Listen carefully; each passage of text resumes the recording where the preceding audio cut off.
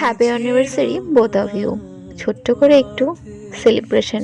আজকে 2 বছর পূর্ণ হলো তাদের। এই ভালো সবার থাক, হাততালি সুস্থ দাও। থাক এবং আগামী দিনগুলো হ্যাঁ, আরো 2 ভালো বছর কাটুক। হয়েছে, নাও। যে আসছে সে যেন সুস্থ সবল হয়ে ওঠে। হ্যাপি তার জন্যই আজ অ্যানিভার্সারি। এই ছোট্ট করে এই কেক কাটিংটি আয়োজন। আমরা এই কয়েকজন ভাই বোন মিলে, মানে ভাই বোন বলতে এবার বাড়িতেই যারা আছে তিনজনে তাদেরই। মানে পরের বার শ্বশুর এই সময় তিনজন। সুযোগের অভাবে আমরা কত হ্যাঁ, কত ছোট এবারও ছোট তিনজনই মুহূর্তগুলো আছে। এই ছোট ছোটই হয়ে যায়। খাচ্ছে খাচ্ছে।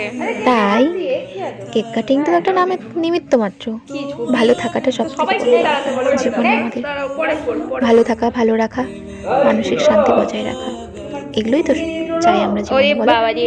এগুলো আর কতটুকু। তাই আজকে এই সন্ধ্যের সেলিব্রেশনটা আমরা করলাম জাস্ট এই দিনটাকে মনে রাখার জন্য, যে এই দিনটিতে একটা বিবাহ বন্ধনে আবদ্ধ হয়েছিল। তার জন্য যাও যাও। আমরা সবাই এই দিনটাকে একটু ছোট ছোট করে সেলিব্রেট করি। জুইরানি, আমি, এদিকে রিম, দাদা, ও আমাকে মানে কবিতা আমাকে খাইয়ে দিচ্ছে, আমি ওকে একটু খাইয়ে দিলাম, এই তো। এই অ্যানিভার্সারি আর খাওয়া খাবারে খাচ্ছ? ছিল, কি তোমরা খাচ্ছ? শুনতেই দেখাও। পাচ্ছ।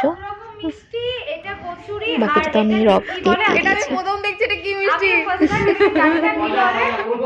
ও, এটা গোল গজা। এখানকার গজাগুলো আলাদা।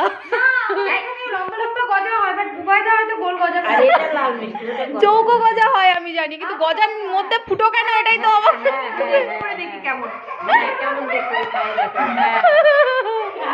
হ্যাঁ বাবা, হ্যাঁ হ্যাঁ, ভালো খেতে। পড়েছে কেন বলতে পারিনি বৌদি।